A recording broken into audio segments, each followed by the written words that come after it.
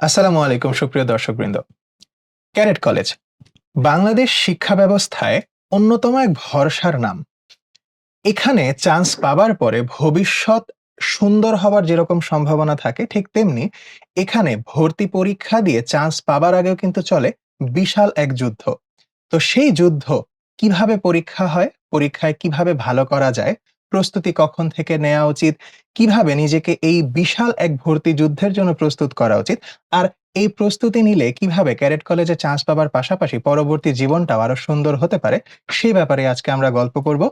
আমার সাথে আছে সবার প্রিয় অম্লান, আর আমার এপাশে আছে সবার প্রিয় রাত। আসসালামু আলাইকুম। ওয়ালাইকুম আসসালাম। তো আ তোমাদের সাথে আজকে মূলত আমাদের গল্প বা যে আড্ডা, সেই আড্ডায় মূলত ক্যাডেট কলেজের এই লাইফ পরবর্তী জীবন তো একটা থাকছেই। তো জি তার ভাই। যে প্রাথমিক জিজ্ঞাসাগুলো গার্ডিয়ান থেকে শুরু করে স্টুডেন্ট সবার মনেই কিন্তু একটা প্রশ্নের জায়গা থাকে যে আমি আসলে ক্যাডেট কলেজে ভর্তি হতে চাই। তো আমাকে আসলে কি বিষয়ে পরীক্ষা দিতে হবে? এই প্রস্তুতি কখন শুরু করতে হবে? তো সেই বিষয়গুলো নিয়ে আমরা আলাপ আলোচনা করব। তো শুরুতে আমি একটু অম্লানের কাছেই জানতে চাইবো। অম্লান, জি ভাই। ১ম প্রশ্ন তোমার কাছে আসলে যে এই ক্যাডেট কলেজের ভর্তি প্রস্তুতি কখন থেকে শুরু করা উচিত বলে তোমার কাছে মনে হয়? যেহেতু তুমি নিজেও ক্যাডেট ছিলে, সো জি তোমার ভাই। পরিচয়টা দিয়ে তারপরে তুমি বলতে পারো। জি। আসসালামু আলাইকুম। আমি মোহাম্মদ সাজ্জাদুল ইসলাম অমলান। আমি রাজশাহী ক্যাডেট কলেজ থেকে পড়াশোনা করেছি। তো ভাই আপনি যে কোয়েশ্চেনটা করলেন যে হচ্ছে ক্যাডেট কলেজ ভর্তি প্রস্তুতিটা কখন থেকে শুরু করা উচিত? তো আমার কিন্তু এক্ষেত্রে মনে হয় যে যেহেতু ক্যাডেট কলেজ ভর্তি প্রস্তুতির সিলেবাসটা বেশ বড়, আর দেখা যায় যে হচ্ছে এখানে বেশ অনেক কনটেন্টই স্টুডেন্টদের কভার করতে হয়। তাহলে অবশ্যই কিন্তু তারা যখনই ক্লাস 5 এর সমাপনী পরীক্ষা দিয়ে 6 এ উঠে একদম বছরের শুরু থেকেই কিন্তু এই প্রিপারেশনটা তার শুরু করা উচিত। এক্সাক্টলি। জি ভাই। অর্থাৎ মানে ক্লাস মানে 5 এ যেহেতু এখানে তো বেসিক্যালি ক্যাডেট কলেজ ভর্তি পরীক্ষায় মানে সর্বনিম্ন বয়সের কোনো সীমারেখা কিন্তু নাই। জি, সর্বোচ্চ একটা সীমারেখা আছে ১৩ বছর ৬ মাস। কিন্তু জি, সর্বনিম্ন যেহেতু নাই তাই মানে ৫ম শ্রেণী শেষ করে 6 এর একদম শুরু থেকেই করাটা ভালো বলেই তোমার ধারণা এবং জি ইনফেক্ট ভাই। আমরা সবাই হয়তো তাই করেছি। সো একই প্রশ্নের ধারাবাহিকতায় রাধ তোমার কাছে একটু জানতে চাইবো যে আসলে আ এই প্রস্তুতি শুরু তো হলো যে বুঝলাম 5 পাস করে 6 এ ওঠার শুরু থেকেই। প্রস্তুতির শুরু থেকে কিভাবে প্রস্তুতিটাকে গোছানো উচিত বলে তোমার কাছে মনে হয়? ভাই বিষয়টা হচ্ছে এমন যে ক্যাডেট কলেজ ভর্তি প্রস্তুতি বলতে আমরা যে জিনিসটাকে বোঝাচ্ছি সেটা কিন্তু আদতে ষষ্ঠ শ্রেণীর যে সিলেবাসটা, ষষ্ঠ শ্রেণীতে তারা যা বিষয়গুলো পড়বে তার থেকে যে খুব বেশি ভিন্ন কিছু এমন না। এবং সিলেবাসটা কিন্তু মূলত ষষ্ঠ শ্রেণীতে তারা যা পড়বে সেটাই। সুতরাং প্রস্তুতি কিভাবে নেওয়া শুরু করবে এক্ষেত্রে আমার পরামর্শ হবে যে কোনো কিছু আলাদা করে চিন্তা না করে, অন্য কোনো কিছু চিন্তা না করে শুরু থেকেই ষষ্ঠ শ্রেণীর যে সিলেবাসটা সেটাকেই মানে তারা নরমালি যেভাবে পড়ে সেভাবে পড়ে যাওয়া। কারণ ক্যাডেট কলেজের ভর্তি পরীক্ষায় প্রশ্নগুলা আসে মূলত ষষ্ঠ শ্রেণীর সিলেবাসের, তার সাথে বাংলা, ইংলিশ, গ্রামারের কিছু এক্সট্রা জিনিস এড থাকে, সাথে সাধারণ জ্ঞানের বেসিক বিষয়গুলো এড থাকে, এগুলাই। কিন্তু মূল ফোকাসটা কিন্তু ষষ্ঠ শ্রেণীর সিলেবাসটার উপরেই থাকে। সুতরাং প্রস্তুতি নেওয়া শুরু করতে হলে ষষ্ঠ শ্রেণীর সেই সিলেবাসটার উপর ফোকাস করেই প্রস্তুতি শুরু করা উচিত। আচ্ছা, এক্সাক্টলি 6 এর প্রস্তুতি পাশাপাশি যে এক্সট্রা জি, ব্যাপারগুলো আছে এগুলোর দিকে একটু খেয়াল রাখলে জি। আশা করি প্রস্তুতি গোছাতে পরবর্তীতে সুবিধা হবে। তো এখানে যে ব্যাপারটা অবশ্যই বলে রাখা ভালো, ক্যাডেট কলেজ ভর্তি পরীক্ষা কিন্তু অনুষ্ঠিত হয় ৩০০ নম্বরে। আমরা সবাই এটা ইতোমধ্যেই জি, জানি এবং এই ৩০০ নম্বরে সাবজেক্ট মূলত আসে হচ্ছে গণিত, ইংরেজি, বাংলা এবং সাধারণ জ্ঞান। তো আমি অম্লানের কাছে জানতে চাইবো তুমি আমাকে একটু গণিত আর ইংরেজি সম্পর্কে কত মার্ক থাকে এবং এইখানে যতটুকু তোমার মনে হয় ওদের প্রাথমিকভাবে জানা উচিত একটু যদি শেয়ার করো। জি ভাই। আসলে ভাই গণিত আর ইংরেজিতে মার্কের দিক থেকে কিন্তু সবচাইতে বেশি মার্কসটা থাকে। কারণ একদম ইংলিশে হচ্ছে ১০০ আর গণিতেও ১০০। ১০০। এটাই হচ্ছে হাইয়েস্ট মার্ক আরকি সাবজেক্ট ওয়াইজ। তো এই ২ টাতে অবশ্যই সবাই মানে সবার উচিত অনেক বেশি ফোকাস করে এবং করে আরকি। স্টুডেন্টরা সবসময় আমরাও করেছিলাম আমাদের সময়। তো আমার মনে হয় যে ভাই ইংলিশের বিষয়টা যদি আমি বলি যে আমি যখন ক্যাডেট কলেজ ভর্তি পরীক্ষার প্রিপারেশন নিয়েছিলাম, তো দেখা গেছে এরকম যে আমরা যারা ক্যাডেট কলেজে চান্স পেয়েছিলাম, তারা তো ওই ক্যাডেট কলেজে ভর্তি মানে ওই টাইমে ইংলিশটা পড়ে মানে ভালোমতো পড়ে তারপরে চান্স পেয়েছি। তো বেশ ২-৩ বছর আমাদের আর ইংলিশ মানে সেভাবে দেখাই লাগে নাই। মানে এক্সাক্টলি হ্যাঁ, এই এটা অনেক বড় একটা হ্যাঁ, পার্ট হ্যাঁ। কিন্তু মানে জি, জি, জি ভাই। প্রিপারেশন নেয়ার। হ্যাঁ ভাই। মানে ততটুকু দক্ষতা আসলে ওই সময়ই থাকতে হয় আসলে একদম, ক্যাডেট একদম। কলেজ পরীক্ষার আগে।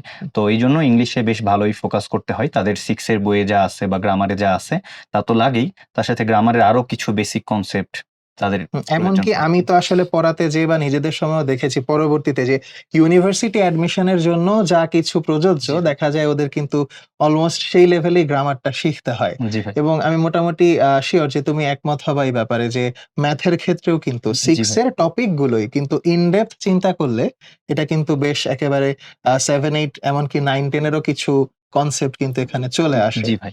মানে ওদের কনসেপ্ট থাকে কিন্তু হচ্ছে 9-10 এর প্রশ্ন বা দেখা যায় একটু হায়ার লেভেল প্রশ্ন যেটা হয়তো ওদের এক্সাক্টলি। বইয়ে নাই। মানে একটু চিন্তা হ্যাঁ, করতে চিন্তা করতে স্টুডেন্টদের একটু হয়। চিন্তা করা লাগবে হ্যাঁ, এটাই। এটাই আরকি। তো একইভাবে রাদের কাছে প্রশ্ন বাংলা এবং সাধারণ জ্ঞানের মার্ক এবং এটার ক্ষেত্রে আসলে কতটুকু কোন বিষয়গুলো মাথায় রাখা উচিত? বাংলা সাধারণ জ্ঞানের ক্ষেত্রে ভাই প্রধানত দেখা যায়, ১ম এ যদি বাংলার কথা বলি, বাংলাতে তো ৬০ মার্কের পরীক্ষাটা হয়। সেই ৬০ মার্কের মধ্যে মোটামুটি ৩৫ থেকে ৪৫ মার্ক আছে হচ্ছে ১ম পত্র আর ব্যাকরণের যে আ ছোট সংক্ষিপ্ত প্রশ্নগুলো থেকে। হুম, হুম। আর ১৫ থেকে ২৫ মার্ক সাধারণত আসে নির্মিত অংশগুলো থেকে। তো বাংলার ক্ষেত্রে ১ম এবং প্রধানভাবে ফার্স্ট পেপারের উপরেই ফোকাস করতে হবে। ফার্স্ট পেপারের পাশাপাশি ব্যাকরণের তারা ষষ্ঠ শ্রেণীতে যেগুলা পড়ে সেগুলাই, সাথে, সাথে দেখা যায় যে আমরা সবাই মোটামুটি তো আমরা নবম, দশম শ্রেণীর বইটাকে ফলো করেছি ফলো ব্যাকরণ অনেক করেছি। হ্যাঁ, ক্ষেত্রে। এটা তো আসলে ব্যাকরণের একদম মানে বাইবেলের মতন কাজ হ্যাঁ, করে। জি, মুনি চৌধুরী স্যারের যে বইটা ছিল। জি। যেমন হচ্ছে কারক বিভক্তি, এই জিনিসগুলো কিন্তু ওরা ক্লাস 6 এর বইতে পাবে না। হুম। এই ক্ষেত্রে ওদেরকে 9, 10 এর যে একটু বইটা হায়ার একটু ক্লাসের। হায়ার লেভেলের টাকে ফলো করতে হবে। হ্যাঁ, কারক বিভক্তির কথা যদি বলি, সাথে দ্বিরুক্ত শব্দ, তারপরে হচ্ছে বিশেষ করে সমাসের কথা যদি হুম, বলি, হুম, হুম। এইরকম হায়ার লেভেলের জিনিসগুলো কিন্তু ওদেরকে ক্লাস 6 থেকেই ফলো করতে হবে এবং এই জিনিসগুলো ওরা যে ক্লাস 6 এ পড়বে সেই একই জিনিসগুলো কিন্তু ওরা যখন ক্যারিয়ার কলেজ থেকে বেরিয়ে যারা ভার্সিটির বা এইদিকে আসার চেষ্টা হুম, হুম, করবে হুম। তাদের কিন্তু এই জিনিসগুলো তখনও কাজে লাগবে। এক্সাক্টলি। এমনকি যদি আমরা বিসিএস এর কথা বলি, হুম, হুম, আপনি তখন যে ইংরেজির যে গ্রামার গুলার কথা বললেন, আমি যদি বাংলা এগুলার কথা বলি, হুম, বাংলার হুম। এই বিষয়গুলোর কথা যদি বলি, বাংলা এবং ইংরেজির এই যে বেসিক নলেজ গুলা ওরা সেই সময় গেইন করছে ক্লাস 6 এ থাকতেই ক্যাডেট কলেজের প্রস্তুতি নেওয়ার জন্য। এই জিনিসগুলো কিন্তু ওদের একেবারে বলা যায় সারাটা জীবনই ওদেরকে হেল্প করবে বিভিন্ন এক্সাক্টলি। জায়গায়। মানে এইটাই কিন্তু অনেক বড় একটা পয়েন্ট যে আসলে ক্যাডেট কলেজ প্রস্তুতি নেয়াটা কি শুধুই মাত্র ক্যাডেট কলেজে ভর্তি হবার জন্য জরুরি?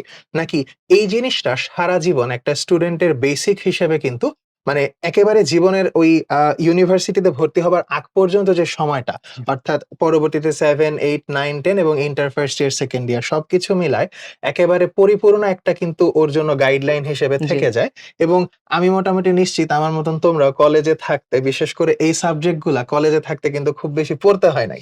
বিশেষ করে বাংলা গ্রামার, ইংরেজি গ্রামার দেখা গেছে এখনো স্টুডেন্টদেরকে পড়াতে বসেও কিছু, কিছু সময় এক্সাম্পল দেখলে আমার মনে পড়ে যে আমি এই এক্সাম্পলটা ক্যাডেট কোচিং এর সময় শিখছিলাম। জি তো এই ব্যাপারগুলা কিন্তু আমাদের খুবই গুরুত্বপূর্ণ।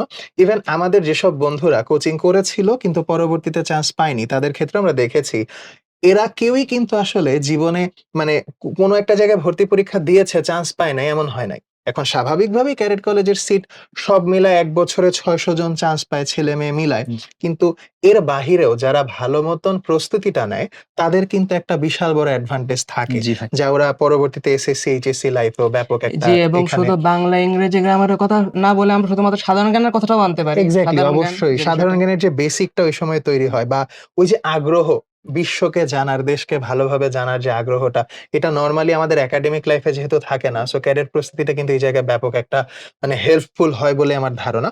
তো আসলে আল্টিমেটলি ওই কথাটাও কিন্তু বের হয়ে গেল যে প্রস্তুতি শুধুমাত্র ক্যাডেট কলেজের জন্য হলেও পাশাপাশি এর উপকারিতা আসলে শুরু করলে শেষ হবে না। অবশ্যই। জি ভাই। তো আমার পরবর্তী প্রশ্ন তোমাদের ২ জনের কাছে। আমি ২ জনের কাছ থেকে এটার একটু উত্তর জানতে চাইবো।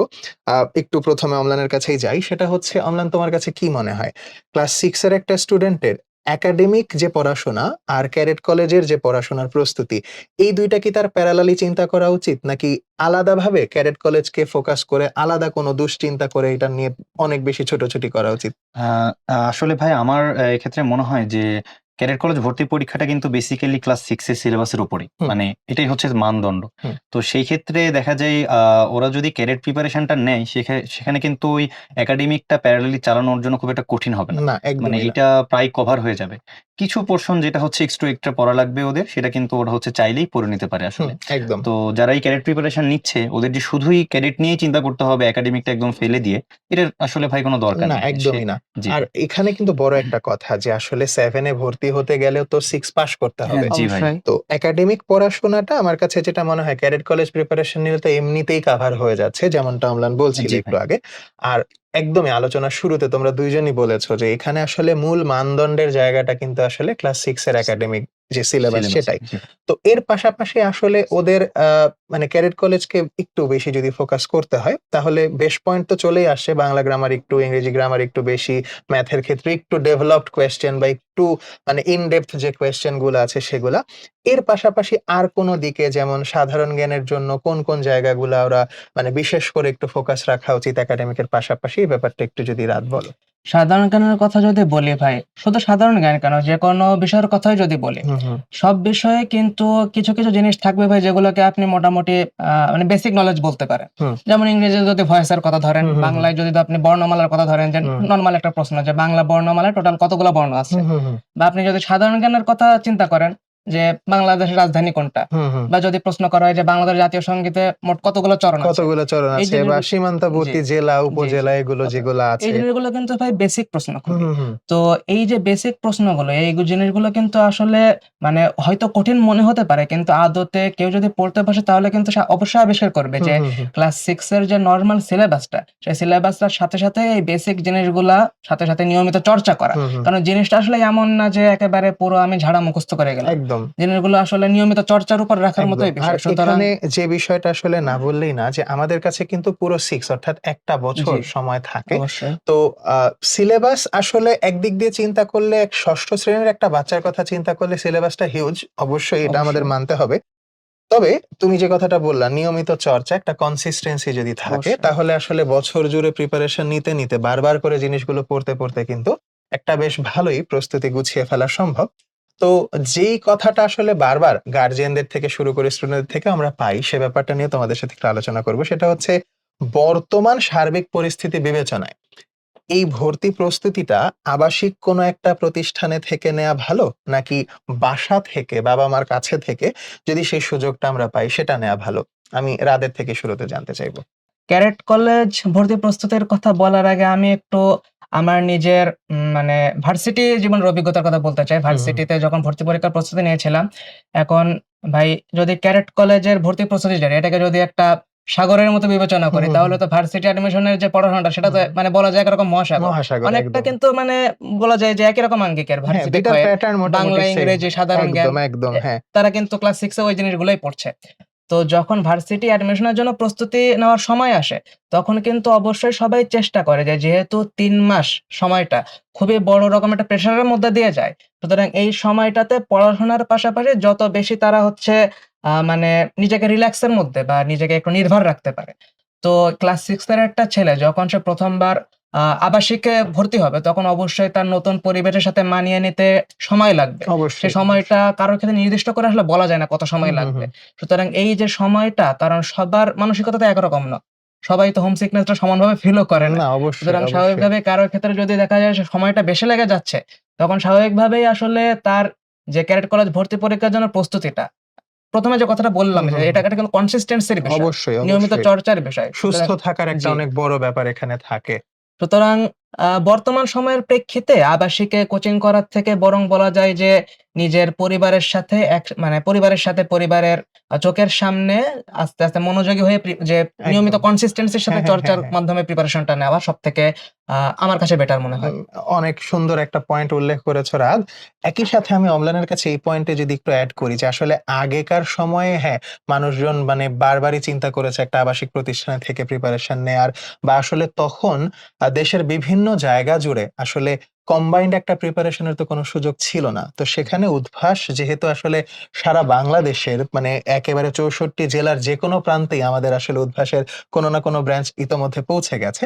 তো সেটার কথা মাথায় রেখে এই জিনিসটা আসলে বাসা থেকে হোমলি একটা এনভায়রনমেন্টে থেকে মাথাটা পরিপূর্ণ ঠান্ডা রেখে এবং সুস্থ থেকে কিভাবে এই ক্যাডেট কলেজ প্রস্তুতির জন্য উদ্ভাসের কোর্সটা সহায়ক হতে পারে বলে তোমার কাছে মনে হয়?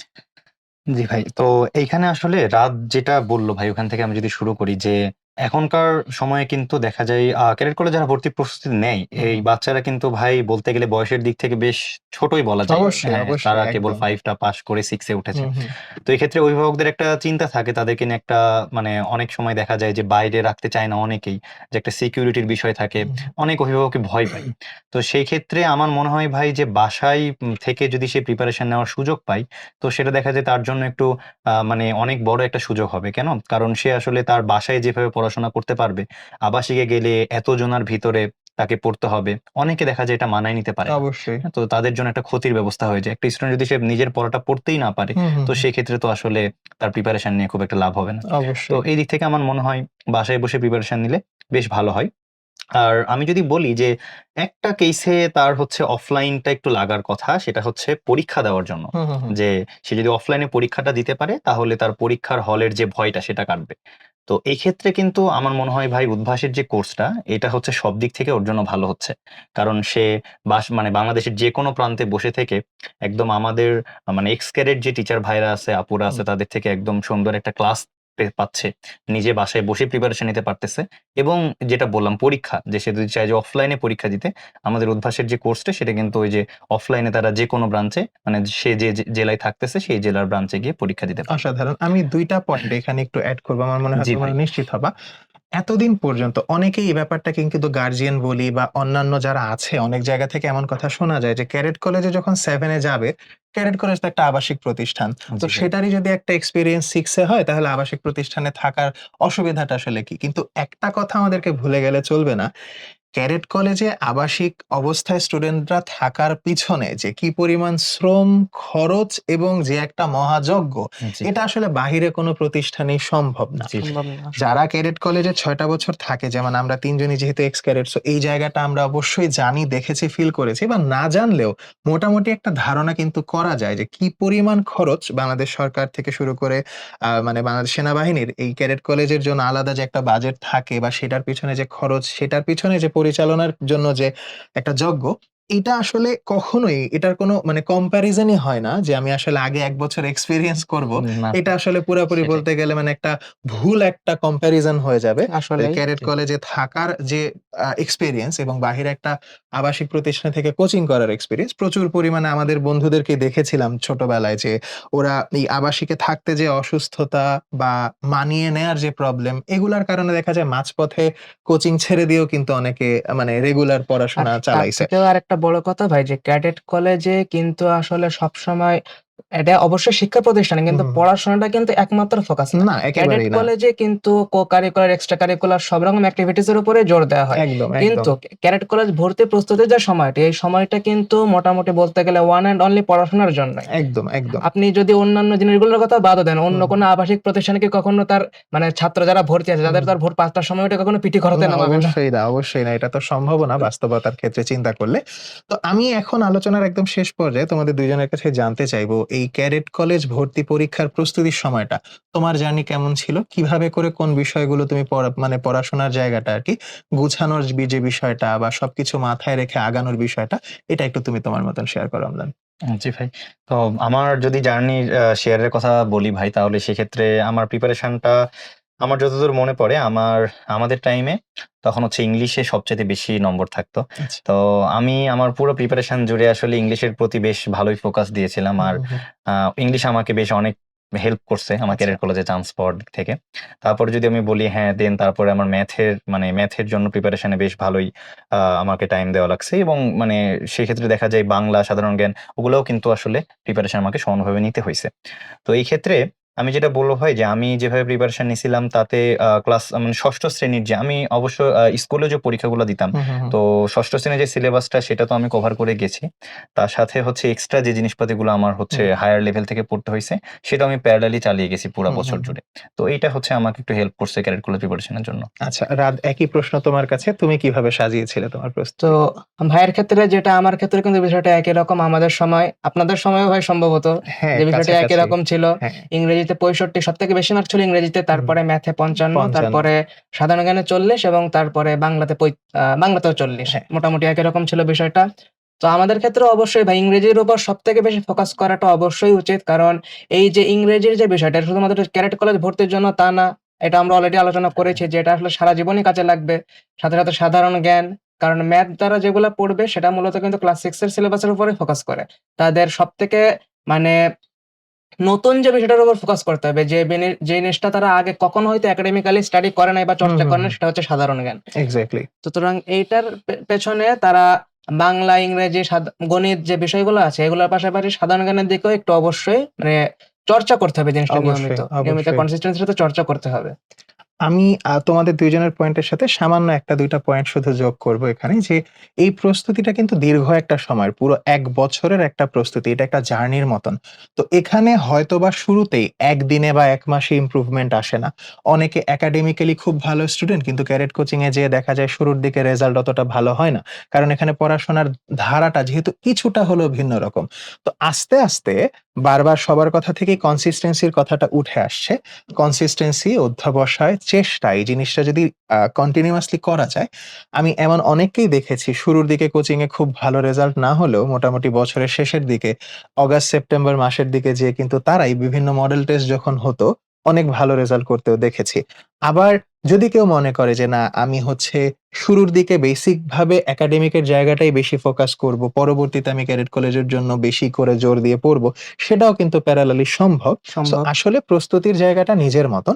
আমরা যেভাবেই হোক না কেন, যদি শুরুর থেকে মাথায় বিষয়গুলোকে প্ল্যান সাজিয়ে তারপরে আগাই, আমার মনে হয় এখানে আ যেহেতু আমার হাতে দীর্ঘ একটা সময় থাকে আরকি, আমার ধারণা যে কেউই এখানে আসলে চাইলে। আর আরো একটা খুবই গুরুত্বপূর্ণ বিষয়, অনেকে মনে করে যে যারা ভালো স্টুডেন্ট তারাই বোধহয় শুধু ক্যারিয়ার কলেজে চান্স পায়। স্টুডেন্ট তো আসলে ভালো খারাপ এটা বিবেচনা করে কে কতটুকু চেষ্টা করতেছে সেটার উপরে। তো সেটাই এইজন্যই মূল কথাটা যে একটা প্রতিষ্ঠানের সাথে থেকে যদি পুরো বছরটা নিজের বেস্টটা দিয়ে ট্রাই করা যায়, তাহলে এখানে অবশ্যই সফলতা খুব কঠিন বলে আমার মনে হয় না।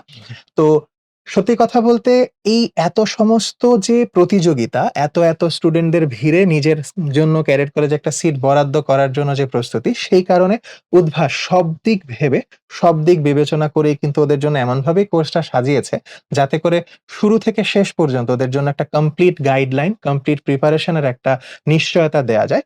তো আমি আশা রাখবো যারা আমাদের এই কোর্সের সাথে যুক্ত থাকবে, তাদের মনের মধ্যে যত দুশ্চিন্তা আছে তার সব দুশ্চিন্তা তো দূর হবেই। পাশাপাশি খুব সুন্দর একটা প্রিপারেশন এর মধ্য দিয়ে তোমরা তোমাদের কাঙ্ক্ষিত লক্ষ্য অর্থাৎ ক্যাডেট কলেজে একটা সিট পাবার মতন সেই মানে সৌভাগ্য অর্জন করার একটা মানে সুযোগ তোমার হবে। আর পাশাপাশি চান্স পাওয়া বা না পাওয়া সেটার চাইতেও বড় যে কথাটা, তোমার সারা জীবনের জন্য এটা একটা অর্জন হয়ে থাকবে, যা তোমাকে একাডেমিক্যালি এবং এর পাশাপাশি তোমার মনস্তাত্ত্বিক জায়গার উন্নতির বিষয়গুলোকে অনেক বেশি শক্তভাবেই হ্যান্ডেল করতে সম্ভব হবে বলে আমাদের দৃঢ় বিশ্বাস। তো সকলের জন্য অসংখ্য শুভকামনা। সবাই আশা করছি যে আমাদের সাথে যুক্ত হবে এবং পরবর্তীতে আরো অনেক গল্প, অনেক বেশি পড়াশোনা এবং সবকিছুর সমন্বয়ে পরিপূর্ণ একটা প্রস্তুতি আমরা নিশ্চিত করতে পারবো। আজকের মতন তাহলে এখানেই বিদায় নিচ্ছি। আসসালামু আলাইকুম। আল্লাহ হাফেজ। আসসালামু আলাইকুম। আসসালামু আলাইকুম।